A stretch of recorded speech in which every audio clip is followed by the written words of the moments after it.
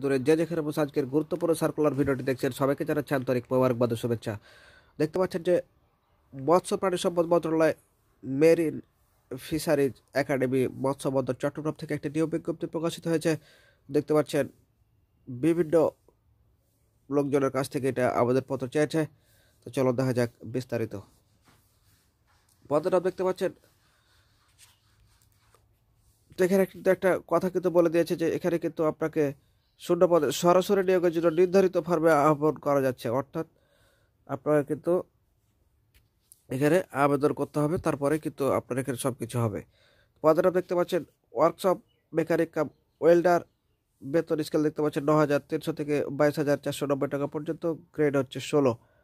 পদের ধরন দেখতে পাচ্ছেন একটি রাজস্ব খাতভুক্ত স্থায়ী পদ।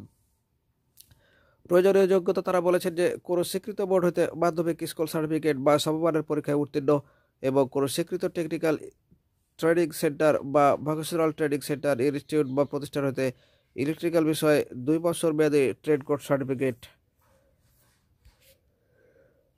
কোটা না থাকার কারণে যে সকল বিভাগের অধিবাসী আবেদন করতে পারবে না সেটা হচ্ছে চট্টগ্রাম, রাজশাহী, খুলনা, বরিশাল।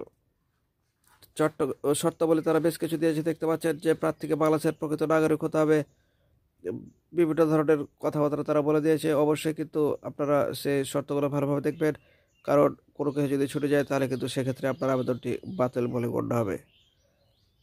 তো এই ছিল আজকের মতো। ভিডিওটি ভালো লাগলে একটি লাইক করে আমাদের অনুপ্রাণিত করবেন যাতে আরও ভালো ভালো ভিডিও আপনাদের উপহার দিতে পারি, এবং পরবর্তী ভিডিও সবার আগে পেতে চ্যানেলটি সাবস্ক্রাইব করে আমাদের সাথে থাকবেন। আল্লাহ হাফেজ।